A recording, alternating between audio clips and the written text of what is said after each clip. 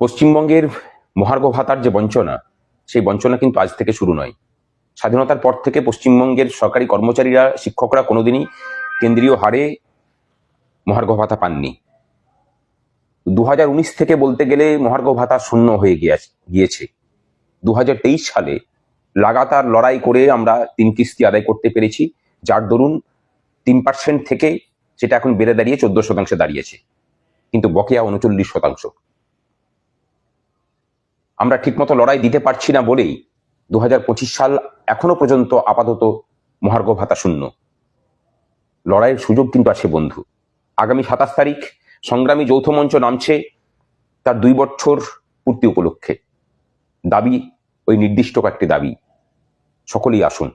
শুধু মহার্ঘ ভাতা নয়, নিজেদের অধিকার সুরক্ষিত করতে অস্থায়ী কর্মচারীদের স্থায়ীকরণের জন্য, প্যারাটিচার এবং শিক্ষা বন্ধুদের সাম্মানিক বৃদ্ধির জন্য এই লড়াই আমরা লড়ছি।